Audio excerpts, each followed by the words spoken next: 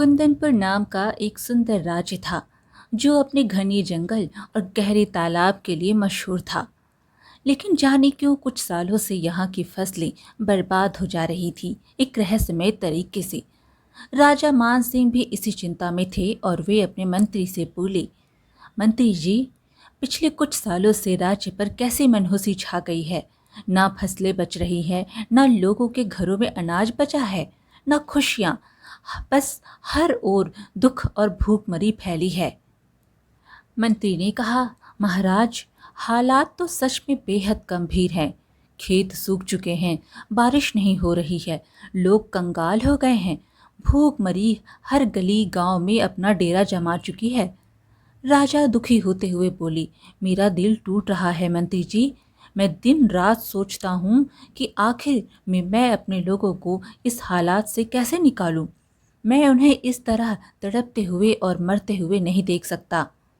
मंत्री बोला, महाराज, हमें जल्द ही इस पर एक फैसला लेना होगा। अगर ऐसा ही चलता रहा तो हमारा राज्य कर्जे में डूब जाएगा। वहीं दूसरी तरफ गांव में एक पेड़ के नीचे बैठकर भोला और रघु बात कर रहे थे। सुना है जंगल के बीच कहीं एक सोने की कुल्हाड़ी छुपी है, जो अगर मिल जाए तो पूरे राज्य की किस्मत बदल सकती है। और यह भूखमरी, अकाल, इन सब से हमें मुक्ति मिल जाता है। लेकिन वहां पर कुल्हाड़ी को हासिल करने की एक शर्त है।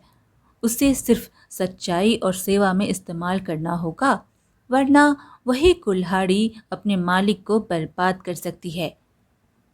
हाँ, तुम्हें पता नहीं है, गोपाल का पिता उस कुल्हाड़ी की लालच में पड़ गया था। बेचारे को जान से हाथ धोना पड़ा। तभी पास से गोपाल गुजरता है। वो सारी बातें सुन लेता है, लेकिन बिना कोई जवाब दिए वहां से आगे बढ़ जाता है। भोला ने कहा, अरे दिखा, गोपाल पास से गुजरा और एक शब्द भी नहीं बोला। ऐसे भागा जैसे हमें देखना भी नहीं चाहता। रघु बोला, अरे हाँ हाँ, सुना है। आज भी दिन रात जंगल में मेहनत करता है, लकड़ियाँ काट कर अपनी माँ और छोटी बहन को पेट पालता है। बेचारा है, पर उसके बाप का नाम तो लोग आज भी ताने में लेते हैं। कौन भूल सकता है भला। कैसे वह भी उस सोने की कुल्हाड़ी के चक्कर में गया और फिर कभी लौटा ही नहीं। उधर गोपाल उन दोनों की बातें सुनकर दुखी हो जाता है और खुद से कहने लगता है, सबको बस पिताजी की बुराई करनी आती है। कोई नहीं जानता कि उन्होंने गांव के लिए अपनी जान दांव पे लगा दी थी और आज भी उनके नाम पर लोग हंसते हैं। पर एक दिन मैं सच सबके सामने लाकर रहूंगा। फिर गोपाल जंगल से लकड़ियां काटता है और अपने घर लौटता है। वहीं दूसरी तरफ महल में राजा ने कहा, मंत्री जी, हमने बहुत विचार किया और आखिर में यह फैसला ले पाया कि हमारे पूर्वजों की सोने की कुल्हाड़ी ही हमें बचा सकती है। मंत्री हैरान हो गया, महाराज, पर वह कुल्हाड़ी श्रापित है। जो भी उसे लेने गया वह कभी नहीं लौटा। यह बात सिर्फ कहानी नहीं, सच्चाई है महाराज। राजा बोले, चाहे श्रापित हो या कुछ भी हो, पर अब कोई और उपाय नहीं है। सैनिक भेजो, उन्हें कहो कि वह जंगल जाकर उसे ढूंढ के लाए। मंत्री बोला, परंतु महाराज, सैनिक भी नहीं जाएंगे। पूरे राज्य में उस कुल्हाड़ी का डर लोगों के दिल में बैठ चुका है। राजा बोले, अगर सैनिक नहीं जाएंगे तो ठीक है, मैं खुद जाऊंगा। मंत्री ने कहा, महाराज, आप अपनी जान खतरे में डाल रहे हैं। राजा ने कहा, मंत्री जी, अगर मैं अपने लोगों के लिए अपनी जान नहीं दे सकता तो राजा कहलाने का हक नहीं रखता। इतना कहकर राजा मंत्री के साथ गांव आता है। तभी गांव वाले राजा को देखकर हैरान होने लगते हैं। अरे देखो, महाराज हमारे गांव में आए हैं, जरूर कोई बड़ी बात है। राजा ने गांव वालों से कहा, सभी गांव वाले यह ध्यान से सुनो।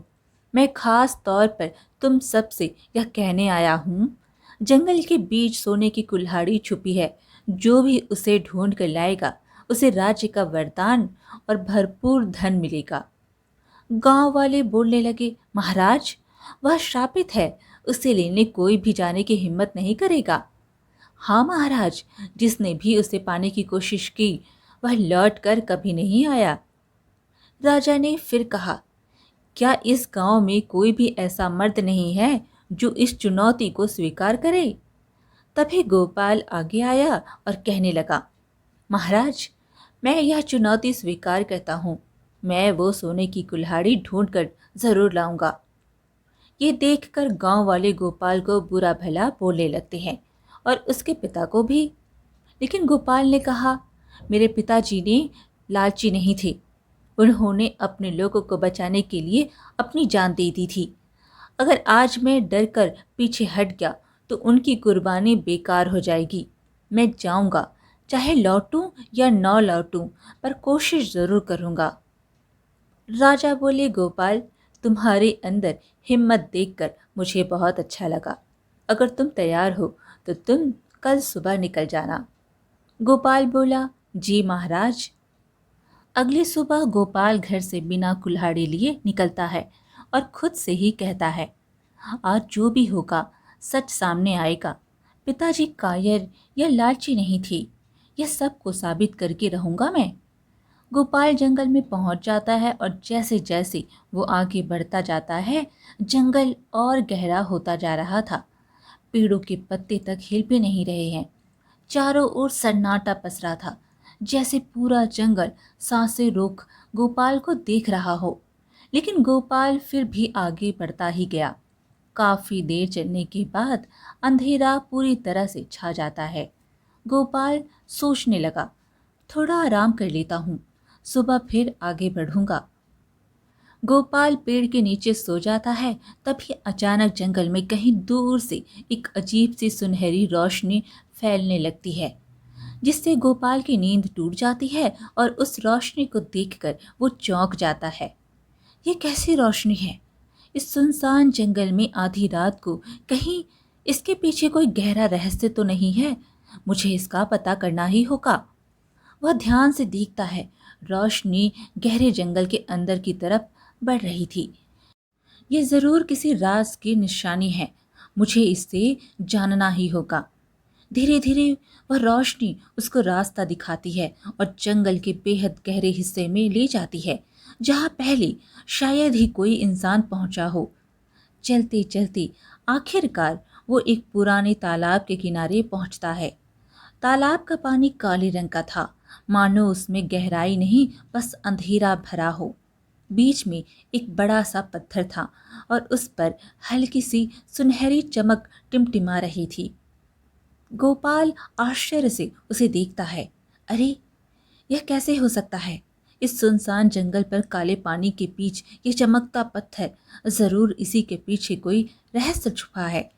तभी एक रहस्यमयी आवाज गूंजती है, गोपाल, अगर तू सच में अपने पिताजी का नाम साफ करना चाहता है और अपनी मंजिल तक पहुंचना चाहता है, तो तुझे मेरे 3 काम पूरे करने होंगे। गोपाल बोला, 3 काम? कौन से हैं ये 3 काम? मैं यह जरूर पूरा करूंगा। आखिर यह मेरी परीक्षा है और मैं इसे पूरा जरूर करूंगा, चाहे इसके लिए मुझे कितना ही कष्ट क्यों ना झेलना पड़े। फिर आवाज आती है, सुनो, पहला काम, एक चोर का दिल बदलकर उसे ईमानदार बनाना। वह भी बिना लालच के। उसे अपने मन से ईमानदार व्यक्ति बनना होगा। गोपाल बोलने लगा, अरे, एक चोर को ईमानदार, यह तो असंभव लगता है। मैं यह कैसे कर पाऊंगा? फिर आवाज आई, रास्ता तो खुद ढूंढेगा और मेरे सारे प्रश्न हल करके ही मेरे पास आएगा, वरना मत आना। दूसरा काम, एक भूखे जानवर को बिना पकड़े उसका पेट भरना। और तीसरा काम, अपनी सबसे प्यारी चीज का बलिदान देना होगा, जो तुम्हारे दिल के सबसे ज्यादा करीब हो। गोपाल बोला, ठीक है, मैं यह तीनों काम करूंगा, चाहे जितनी मुश्किल आए। मैं पीछे नहीं हटने वाला। इतना कहकर गोपाल गांव की तरफ निकल पड़ता है।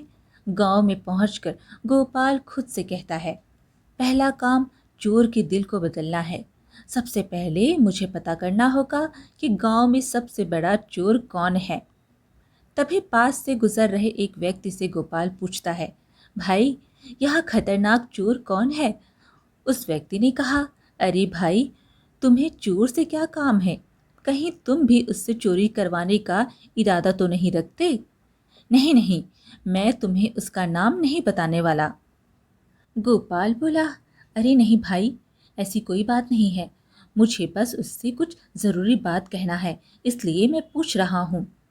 व्यक्ति बोला, अच्छा, तो तूने बब्बू का नाम नहीं सुना? वो एक ऐसा चोर है कि आग झपकते ही चीज़ें गायब कर देता है और किसी के हाथ भी नहीं आता। बस यहाँ से थोड़ी ही दूर पर है, सबसे सुनहरा घर उसी का है। गोपाल बोला, आपका बहुत बहुत धन्यवाद भाई। इतना कहकर गोपाल बब्बू के घर की तरफ निकल पड़ता है। तभी बब्बू चोरी के लिए निकलने ही वाला होता है। तभी गोपाल वहां पहुंचकर उससे पूछा, भाई तुम बब्बू हो ना? बब्बू बोला, हाँ हाँ, मैं ही बब्बू हूँ। जल्दी बोलना, क्या काम है? मेरा धंधे का वक्त खराब मत कर, मुझे निकलना है। गोपाल बोला, भाई मेरी बात सुनो, चोरी मत करो, यह रास्ता अच्छा नहीं है, यह तुम्हें बर्बादी की तरफ ले जाएगा। बब्बू ने गुस्से से कहा, अरे हट, तू मुझे रास्ता दिखाएगा? जा अपना काम कर, मैं अपना देख लूँगा। बड़ा आया मुझे फालतू का ज्ञान देने वाला। चल जा यहाँ से, अपने काम से काम रख। बब्बू मेरी बात समझो, ऐसा मत करो, यह गलत है, तुम किसी दिन मुसीबत में फंस सकते हो। बब्बू हंसते हुए बोला, अरे गोपाल, तू तो वैसे बोल रहा है जैसे मैं कोई बच्चा हूँ। अरे मुसीबत तो मेरे कर्म चुमती है, डर उससे लगता है जो जीना भूल गया हो। इतना कहकर बब्बू चोरी करने चला जाता है। गोपाल सोचता है, नहीं नहीं, मुझे इसे सही राह पर लाना ही होगा। मुझे इसके पीछे पीछे जाना चाहिए और इसे एक बार और समझाने की पूरी कोशिश करनी चाहिए। गोपाल उसके पीछे चलता है। तभी बब्बू एक घर में घुसता है और घर का सारा सामान चुरा कर भाग रहा होता है कि तभी एक महिला उसे देख लेती है और शोर मचाने लगती है, अरे चोर चोर, कोई है क्या? पकड़ो इसे, यह मेरे घर का सारा सामान चुरा कर भाग रहा है। कोई मेरी मदद करो मेरी। बब्बू उस औरत की आवाज़ सुनता है और तेज़ी से दौड़ता है, लेकिन कुछ ही दूरी पर गांव वाले उसे पकड़ लेते हैं और कहने लगते हैं, तूने चोरी की है? सच सच बता, तेरे साथ और कौन कौन है? आज इसे ऐसा सबक सिखाओ कि उम्र भर याद रखे। बब्बू डर के मारे चुप रहता है, पसीना उसके माथे पर छलकने लगता है। तभी गोपाल भीड़ में से आगे आता है और गांव वालों से कहता है, अरे नहीं नहीं, यह चोरी इसने नहीं की, मैंने की है। मैंने इसे धमकाया, डराया और कहा कि अगर नहीं करेगा तो अंजाम बुरा होगा। यह मजबूरी में आया था, इसे छोड़ दो, मेरी गलती है। गांव वाले बोले, अरे सुनो सुनो, यह क्या कह रहा है? मतलब सारी करतूत इसकी है, हम तो बेकार में इस बेचारे को चोर समझ बैठे। तुझे शर्म नहीं आई? गांव का नाम डुबो दिया और ऊपर से दूसरों को फंसा दिया। आज तो तेरी खबर हम सब मिलकर लेंगे। गांव वाले गोपाल को पकड़कर बेरहमी से मारते हैं। वो बिना कुछ कहे चुपचाप मार खाता है। जब गांव वाले गोपाल को छोड़कर चले गए, तब बप्पू बोला, अरे तू पागल है क्या? तूने मेरे लिए इतनी सारी मार अपने ऊपर ले ली, तुझे इससे क्या मिला? गोपाल बोला, मुझे कुछ नहीं चाहिए बब्बू, बस इतना चाहता हूँ कि तुम ये गलत रास्ता छोड़ दो। चोरी से कभी सुकून नहीं मिलता। इंसान की इज्जत उसके अच्छे कर्मों से होती है, बुरे कर्मों से नहीं। बब्बू बोला, ठीक है, आज के बाद मैं कभी चोरी नहीं करूँगा। तूने मुझे आज इंसानियत का मतलब सिखा दिया। अपनी जान खतरे में डालकर तूने मेरी जान बचाई है। बब्बू रोते हुए गोपाल के पैर छू लेता है और वहाँ से चला जाता है। अब गोपाल सोचता है, अब बस एक काम और बचा है, भूखे जानवर का पेट भरना, इसे भी पूरा कर लूँ। फिर तीसरी और सबसे कठिन परीक्षा के लिए तैयार रहूँगा। फिर अगले दिन गोपाल घने जंगलों में जाता है। आज मुझे किसी भूखे जानवर को ढूंढना है, पर यहाँ तो कोई एक भी जानवर दिखाई नहीं दे रहा है। आखिर मैं यह काम कैसे कर पाऊंगा? कुछ देर भटकने के बाद वो क्या? अरे! अरे यह तो शेर है, लेकिन यह तो बहुत कमज़ोर लग रहा है, शायद कई दिनों से भूखा है। मुझे इसका पेट भरना है, लेकिन मैं किसी मासूम जानवर की जान लेकर मांस नहीं ला सकता, तो क्या करूं? हाँ, एक तरीका है। मैं लकड़ियाँ काटूंगा, उन्हें बेचूंगा और जो भी पैसे मिलेंगे उससे मांस खरीद कर इसे खिला दूंगा। हाँ, यह सही रहेगा। गोपाल फिर पूरे जोश से लकड़ियाँ काटता है, बाजार जाकर बेचता है और जो भी थोड़े पैसे मिलते हैं उनसे मांस का टुकड़ा खरीद कर वापस जंगल आता है। वह मांस का टुकड़ा थोड़ी दूरी से शेर की ओर फेंक देता है। शेर पहले गुर्राता है, लेकिन फिर भूख से हार कर मांस खाने लगता है। गोपाल दूर से खड़े कहता है, अब तेरा पेट भर गया और मेरा दूसरा काम भी पूरा हो गया। अब बस तीसरा और सबसे कठिन काम बाकी है। मेरे पिताजी की यह अंगूठी मेरे दिल के कितने करीब है, लेकिन यह तीसरा काम मुझे करना है और इसे पूरा किए बिना मैं अपने पिताजी का नाम साफ नहीं कर पाऊंगा। यह सिर्फ सोना नहीं है, यह पिताजी की याद है, मेरे बचपन की कहानी है, मेरी ताकत है और आज मुझे अपनी ताकत का ही बलिदान देना होगा।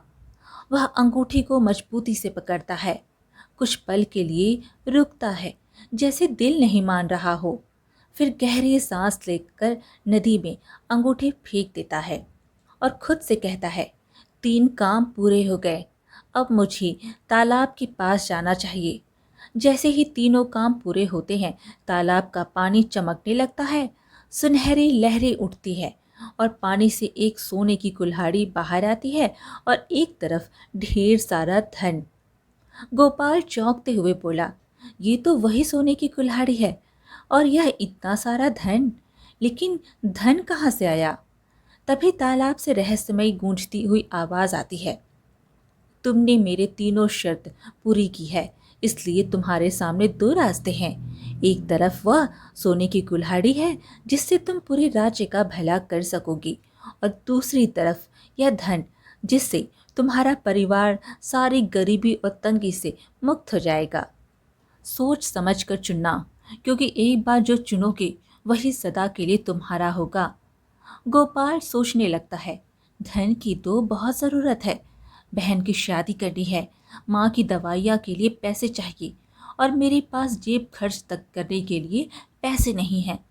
लेकिन उससे भी ज़्यादा ज़रूरी है यह कुल्हाड़ी, जिससे हम पूरे राज्य का अकाल और भूखमरी मिट जाएगी और अपने पिता के माथे से लगा कलंक हट जाएगा। यह विचार कर गोपाल बोला, मुझे धन नहीं चाहिए, मुझे यह कुल्हाड़ी चाहिए। धन तुरंत आंखों के सामने से गायब हो जाता है। फिर आवाज आई, तुम अपने पिता के जैसे नहीं हो। गोपाल बोला, मेरे पिता? मेरे पिता के साथ क्या हुआ था? तुम्हारे पिता ने भी यही परीक्षा दी थी, लेकिन उन्होंने कुल्हाड़ी की जगह धन चुना। लालच में आकर सोचा कि अपनी बीबी बच्चों के साथ आराम से जीवन बिताएंगे और उसी क्षण सदा के लिए इस धरती से गायब हो गए। गोपाल बोला, नहीं, ऐसा मत कहो, मेरे पिताजी को वापस ला दो। जो हो चुका है उससे बदला नहीं जा सकता। तुम्हारे पिता का लालच ही उनकी मृत्यु का कारण बना। अगर उन्होंने सही रास्ता चुना होता तो कुछ साल और जीते और लोगों की सेवा करते। अगर मेरे पिताजी के साथ ऐसा हुआ तो मैं उनके माथे का यह कलंक मिटाकर रहूंगा। मैं इस कुल्हाड़ी को लेकर जाऊंगा और सबको दिखाऊंगा कि ईमानदारी और भलाई ही असली ताकत है। गोपाल कुल्हाड़ी हाथ में लेकर तालाब से बाहर निकलता है।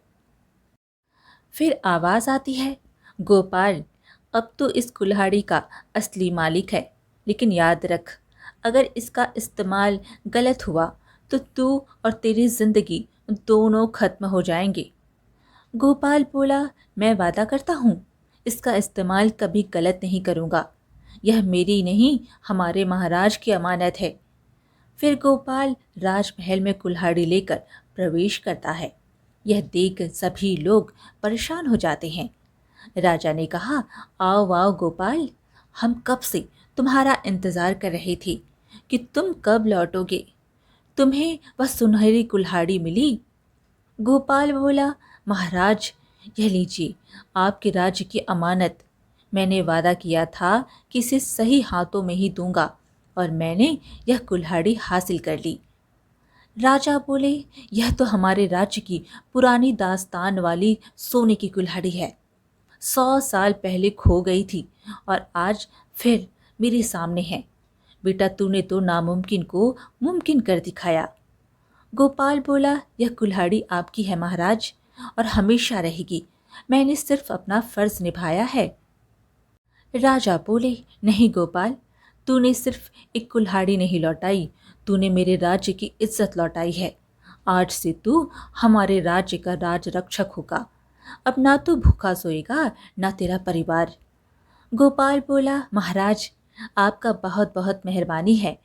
आज आपने जो सम्मान मुझे दिया है उससे मेरी मेहनत और मेरे पिताजी का नाम दोनों सार्थक हो गए हैं। अब मेरा परिवार ना भूख में जिएगा ना तिरस्कार में। यह मेरे लिए सिर्फ सम्मान नहीं बल्कि मेरी आत्मा की जीत है।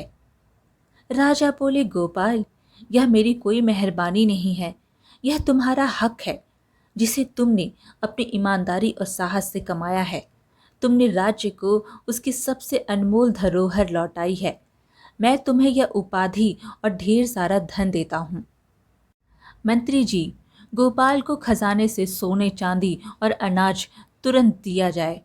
उसकी निष्ठा के लिए राज्य की तरफ से इनाम है। मंत्री ने कहा, जी महाराज, अभी देता हूँ। दूसरी तरफ यह बात पूरे गांव में फैल जाती है। गांव वाले गोपाल के घर आकर उसकी माँ से माफ़ी मांगते हैं। बहन, हमें माफ़ कर दो। हम हमेशा तुम्हारा और तुम्हारे बेटे का मजाक उड़ाते रहते थे। कहते थे कि यह कुछ नहीं कर पाएगा, लेकिन तुम्हारे बेटे ने ऐसा काम कर दिखाया है जो हमारे गांव का कोई और लड़का नहीं कर सकता था। हम सब अपने कहे पर बहुत शर्मिंदा हैं।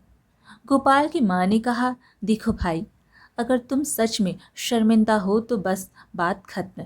इसमें कहने सुनने की क्या बात है। अगर तुम लोग पहले इतनी बातें ना करते तो शायद मेरा बेटा इतना बड़ा कदम भी नहीं उठाता। जो होता है अच्छे के लिए ही होता है। वहीं दूसरी तरफ महल में मंत्री जी की नज़र कुल्हाड़ी पर थी। उसने सोचा, यह कुल्हाड़ी तो सोने की खान है। अगर यह मेरे पास आ जाए तो मैं राज्य का सबसे ताकतवर और अमीर इंसान बन सकता हूँ। मुझे इसे पाने का कोई ना कोई तरीका निकालना ही होगा। मुझे बस मौका ढूंढना होगा और फिर यह कुल्हाड़ी मेरी होगी।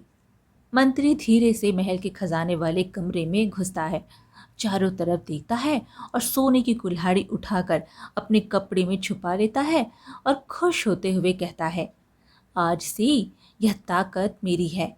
अब इस कुल्हाड़ी के सहारे मैं पूरे राज्य पर हुकूमत करूंगा और मुझे कोई रोक नहीं पाएगा। जैसे ही मंत्री अपने महल में पहुंचा और सोने की कुल्हाड़ी उसकी पत्नी ने देखा तो कहने लगी, अरे, आपने ये कुल्हाड़ी चोरी करके लाई है। ये आपने अच्छा नहीं किया। मंत्री बोला, मैं इस राज्य का मंत्री हूँ, मुझे चोरी करने की क्या ज़रूरत। महाराज ने मुझे रखने के लिए दी है।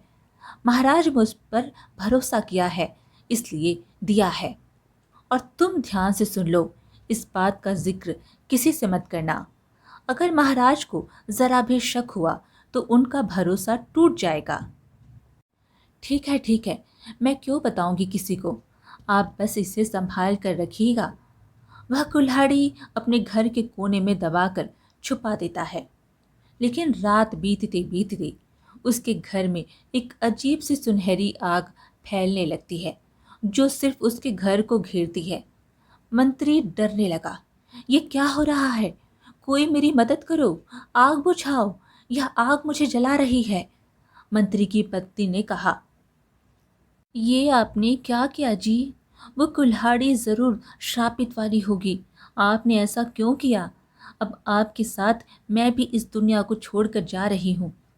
कुछ ही देर में सुनहरी लपटें पूरी तरह घेर लेती है और कुछ ही पलों में वो दोनों हमेशा के लिए खत्म हो जाती है। अगली सुबह गोपाल चौंक जाता है जब वह अपने कमरे के बीचों बीच वही सोने की कुल्हाड़ी देखता है। यह मेरे पास कैसे आ गई?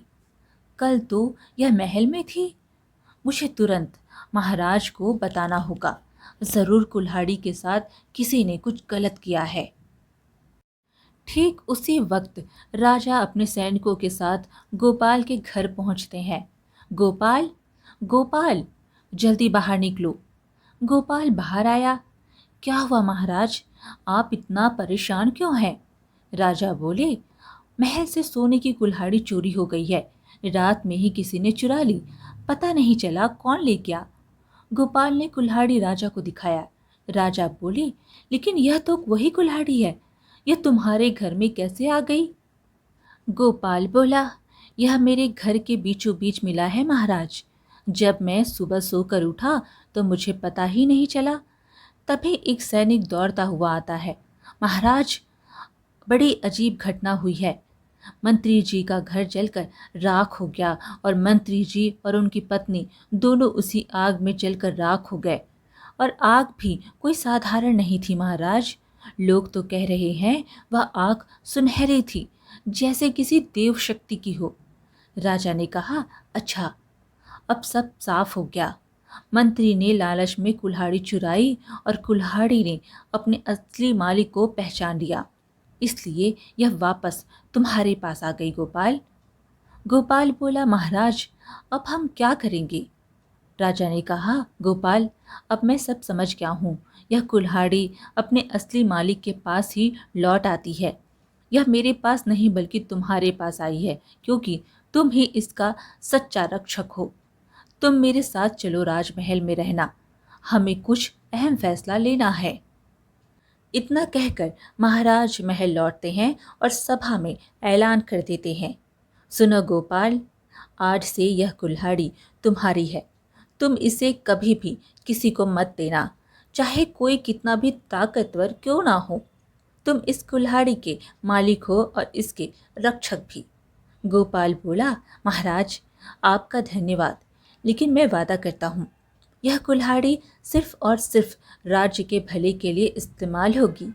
मैं कभी अपने स्वार्थ के लिए इसका उपयोग नहीं करूँगा और आपके पूर्वजों की आत्मा को भी कभी नाराज नहीं करूँगा। सालों बीते, राज्य सुखी रहा। गोपाल बूढ़ा हुआ पर कुल्हाड़ी हमेशा चमकती रही। एक दिन उसने उसे तालाब में लौटा दिया।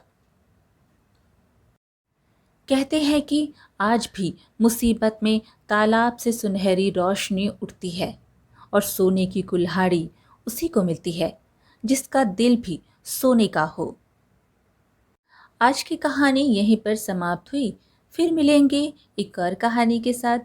कहानी पसंद आए तो लाइक शेयर ज़रूर करें और चैनल को सब्सक्राइब करना बिल्कुल ना भूलें। धन्यवाद।